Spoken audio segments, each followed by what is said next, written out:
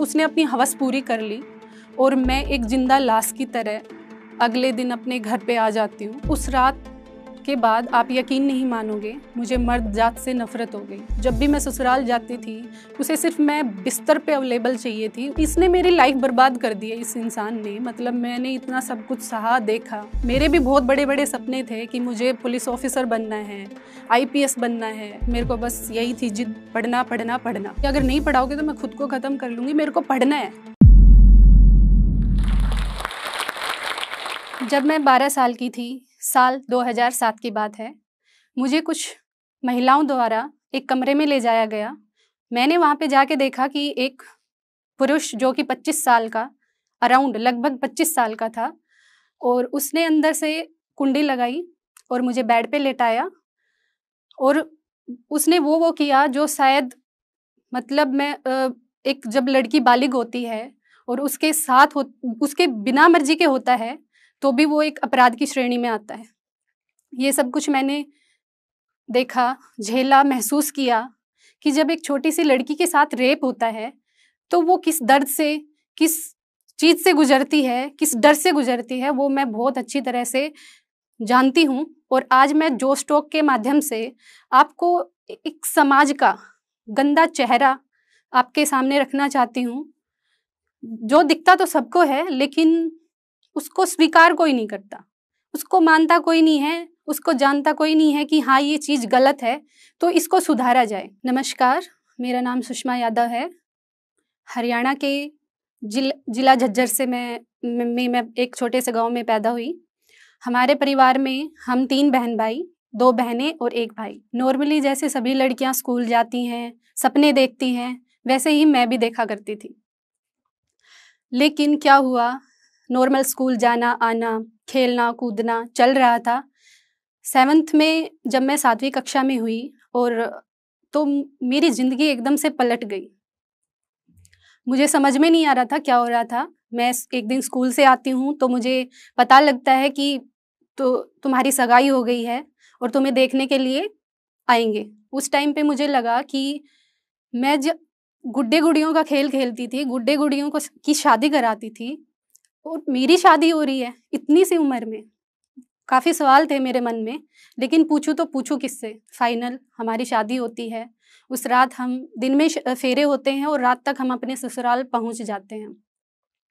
मैं एक छोटी सी साड़ी में लिपटी हुई अपने ससुराल जाती हूँ और मैं वहाँ देखती हूँ बहुत लेडीज़ें होती हैं, ननद सास जो आप सभी जानते हैं, सभी होती हैं। और रात को वो हमें ले जाती हैं एक कमरे में। मुझे कुछ समझ में नहीं आ रहा होता है कि हो क्या रहा है। और कमरे में ले जाके मेरे को उस जो पहले से ही मौजूद था, मेरा हस्बैंड, उसके पास छोड़ दिया जाता है। वो क्या करता है, कुंडी लगा देता है। मुझे समझ में नहीं आ रहा होता कि हो क्या रहा है। एक 12 साल की लड़की को ये नहीं पता होता कि उसके साथ ये हो क्या रहा है और होता क्या है, शादी का मतलब क्या होता है, कुछ भी नहीं पता और उसके साथ ये सब कुछ हो जाता है। और एक जो आदमी मैच्योर है उसे बहुत अच्छी तरह पता है कि ये होते क्या चीज़ है, शादी के बाद होता क्या है। और वो मेरे को देख भी लेता है। उसके बाद उसने ये नहीं सोचा कि ये बच्ची है क्या, क्या इसका शरीर है। उसके बावजूद भी उसने मुझे, जो उसको करना था उसने किया। मैं रोती रही, बोलती रही, मना करती रही, फिर भी उसने ज़बरदस्ती की। माना तो ये जाता है कि जब लड़की बालिग होती है उसके बाद भी मतलब ज़बरदस्ती हम उसके साथ नहीं करते, वो एक अपराध की श्रेणी में आता है। फिर भी सारी चीज़ें मेरे साथ हो रही थी और कुछ लोग अनजान, पता था, वो जो लेडीज़ थी उनको सब पता था, लेकिन वो फिर भी सब कुछ जानते हुए भी अनजान बने बैठी हुई थी। ये सब जान के कि शादी की है, शादी होगी तो ये सब कुछ होगा ही। लेकिन किसी ने एक बार ये नहीं सोचा कि शादी तो हो गई ठीक है, लेकिन किसके साथ क्या हो रहा है, वो लड़की जो जिसको हम छोड़ के आए उसके साथ हो क्या रहा है, वो किसी ने नहीं सोचा। उस इंसान ने अपनी जितनी भी हवस थी, भड़ास थी, वो सब कुछ उसने अपनी हवस पूरी कर ली और मैं एक जिंदा लाश की तरह अगले दिन अपने घर पे आ जाती हूँ। और उस रात के बाद आप यकीन नहीं मानोगे, मुझे मर्द जात से नफरत हो गई। जब भी मैं कभी अपने भाई या अपने पिता को देखती या किसी और मर्द को देखती तो मुझे उससे घिन आती थी। और बस मेरे दिमाग में वो रात आ जाती थी कि मर्द होते ही ऐसे हैं, वो सिर्फ अपनी हवस की सोचते हैं, वो ये नहीं देखते कि एक स्त्री या एक लड़की पे क्या बीतती है, क्या नहीं बीतती, वो क्या चाहती है, क्या नहीं चाहती। उन्हें किसी से मतलब नहीं है, बस उन्हें इसी चीज़ से मतलब है। और उसके बाद चलता रहता है ऐसा सब कुछ। और 8वीं में जब मैं होती हूँ तो मेरे बहन की बच्ची होती है, और उस टाइम पे वो फिर मेरे पापा पे प्रेशर बनाते हैं कि हम अभी इसको लेके जाएंगे। पापा बोलते कि नहीं, ज़बान हुई है कि 12th के बाद हम भेजेंगे और उसके बाद ही भेजेंगे। मना करने के बावजूद वो बिना बताए मुझे लेने आ जाते हैं। मेरे पापा के ऊपर क्या प्रेशर बनाया जाता है सोशली, या फिर मेरी बहन को लेके प्रेशर बनाया जाता है कि अगर उसको नहीं भेजोगे तो हम इसको आपके पास भेज देंगे, अपनी बड़ी बेटी को भी अपने पास रखिए।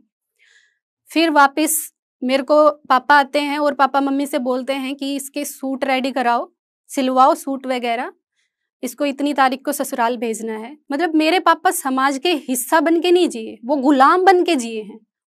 और मैं तो यही बोलना चाहूंगी कि गुलाम नहीं बनना है, हमें समाज का हिस्सा बनना है और अपनी जिंदगी आराम से अपने बच्चों की खुशी के लिए और अपनी खुशी के लिए जीनी है। मैं वहाँ जाती हूँ, फिर मुझे वही आदमी मिलता है, वही बिस्तर और वही कमरा, फिर वही दर्द, वही घुटन फील होना, सब कुछ वही जो मैंने उस रात को देखा था, महसूस किया था, सारी चीज़ें वही मेरे साथ हुई। ऐसे ही चलता गया। मैं अपने घर वापस आती हूँ थोड़े टाइम के बाद, और ये सिलसिला फिर हम जब भी मेरी गवर्नमेंट छुट्टियाँ होती, जब स्कूल की छुट्टियाँ होती, हर छुट्टियों में मुझे लेने आता और मैं चली जाती। मेरे पेरेंट्स मुझे भेज देते, मैं हमेशा मना करती कि मुझे नहीं जाना है। फिर वो मुझे भेज देते कि नहीं बेटा, समाज क्या कहेगा, तेरी बहन दुख को दुखी करेंगे। फिर मैं ऐसे ही चलती गई। 8वीं में जब मेरी पढ़ाई पूरी हुई, वहाँ से बातें आती है मेरे पापा के पास कि अब हम इसको परमानेंटली लेके जाएंगे, हम यहाँ नहीं छोड़ेंगे, हमें इसको नहीं पढ़ाना, क्योंकि हमारा लड़का इतना पढ़ा लिखा है नहीं, हम इसको भी नहीं पढ़ाएंगे। और लड़के की मेंटलिटी ये थी कि अगर कोई लड़की पढ़ लिख जाती है तो वो किसी लड़के के साथ भाग जाती है, या फिर वो करैक्टर लेस हो जाती है, उसका करैक्टर नहीं रहता। लेकिन मैं अपनी चीज़ों पे अड़ी रही कि मुझे पढ़ना है।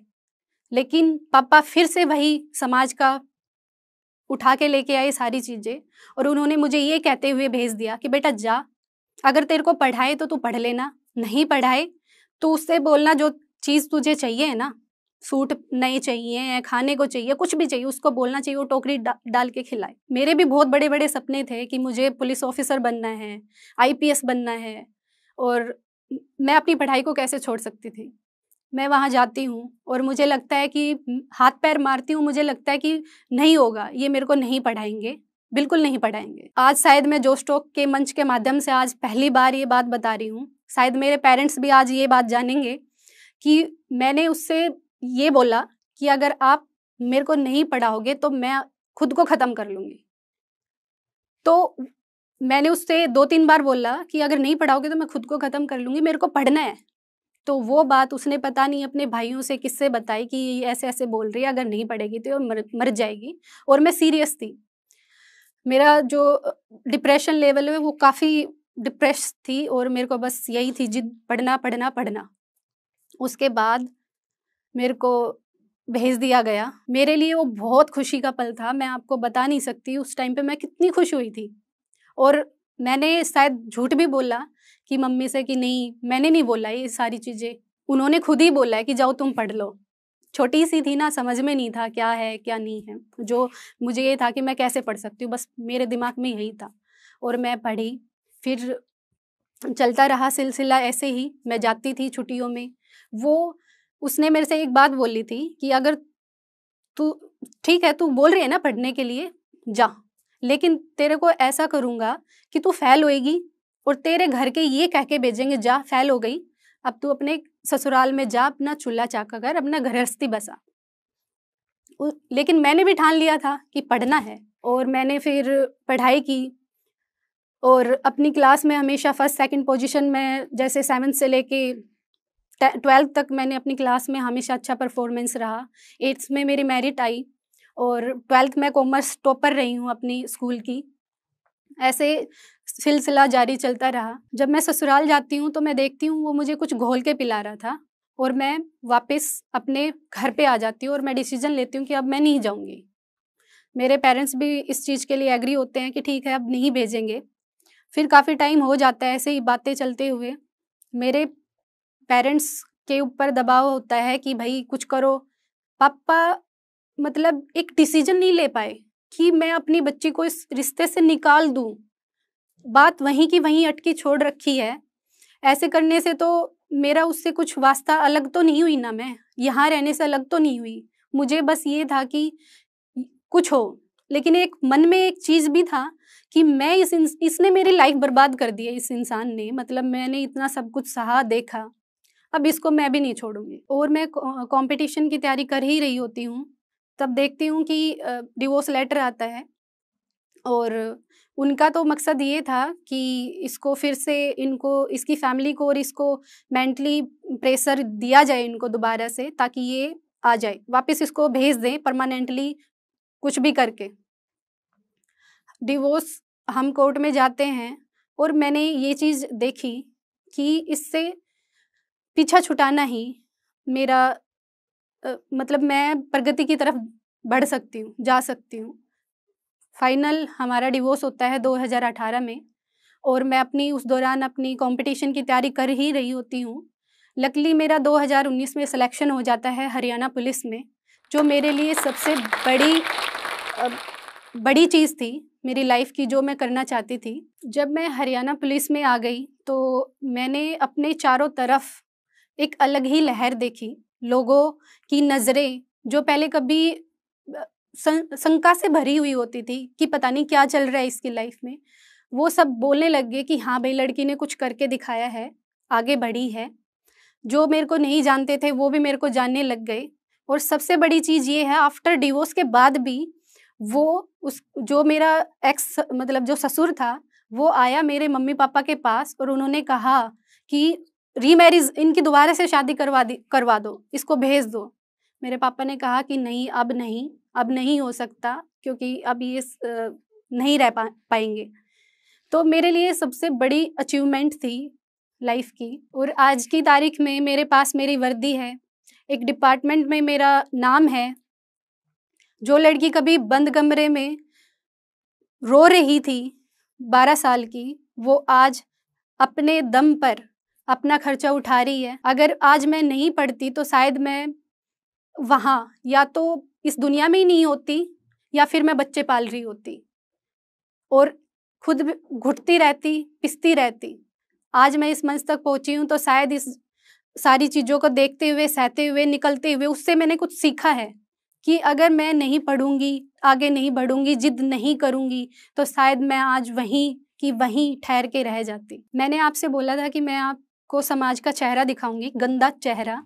तो आज मैं वो आपके अपनी कहानी के माध्यम से मैं आपसे कुछ समझ में भी आ गया होगा और कुछ मैं बता भी देती हूँ कि लोग क्या हैं, माँ बाप हों चाहे कोई भी हो, वो समाज के चक्कर में आके वो अपने बच्चों तक को नहीं देखते कि उसका बच्चा कितना तकलीफ सह रहा है, किसके लिए, जो समाज कभी किसी का हुआ ही नहीं है, आज तक कभी किसी का नहीं हुआ है। आप अपने चारों तरफ देखिए, कभी नहीं होता है।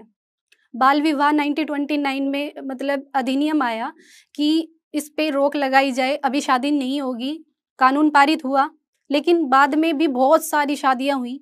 और 2007 का केस मैं आपको बताती हूँ, मेरा ही है। कोई फ़ायदा नहीं है समाज के चक्कर में आके। हरियाणा में आपने बहुत सारे केस देखे होंगे, अपने बच्चों को मार तक देते हैं। तो समाज का हिस्सा होना बहुत ज़रूरी है, समाज का गुलाम होना बिल्कुल भी ज़रूरी नहीं है। गुलाम बन के रहना कोई ज़रूरत नहीं है। इसका मतलब फिर तो हमें ज़रूरत ही नहीं थी कि 1947 में हम आज़ाद हों, फिर तो हम गुलाम ही रह लेते। फ़ायदा क्या हुआ आज़ादी का? तो फ़ायदा यही है, अपनी मानसिकता को बदलिए, बदलाव कीजिए। बदलाव आप खुद से कर सकते हो। मैं हर पेरेंट्स, हर बच्चों से, हर किसी से कहना चाहती हूँ, आप ही इस भारत या समाज को बदल सकते हैं, वो भी अपनी सोच को बदल के। धन्यवाद और जय Hind. It is said that when you educate a woman, you educate an entire generation. नारी सशक्तिकरण पर ये पंक्तियाँ हमारे दिल को जोश और हिम्मत से भर देती हैं। ऐसी ही हिम्मत भरी कहानी अभी हमने सुनी जोश टॉक्स पर और हमें उससे काफ़ी प्रेरणा भी मिली। ऐसी ही कहानी है लक्ष्मी जी की, जिन्होंने CS करके बड़े शहर में वो आए जॉब का सपना लेके, पर उन्हें यहाँ जॉब नहीं मिल पाई। पर उन्होंने हिम्मत नहीं हारी, जोश के साथ उन्होंने कम्युनिकेशन स्किल्स पर काम किया और आज एक बड़ी कंपनी में वो काम कर रही हैं। लक्ष्मी जी की ही तरह कई स्टूडेंट्स जैसे कि वैशाली जी, नीला, प्रणाली, आरती और उषा जी ने मिलके जोश स्किल्स के साथ विभिन्न स्किल्स जैसे कि spoken English, communication skills, personality development, finance, business building सीखकर आज अपनी अलग पहचान बनाई है। आज ही अपने जैसे लाखों स्टूडेंट के साथ भारत के number 1 spoken English learning app जोश स्किल्स ऐप के साथ अपनी इंग्लिश लर्निंग जर्नी शुरू करें।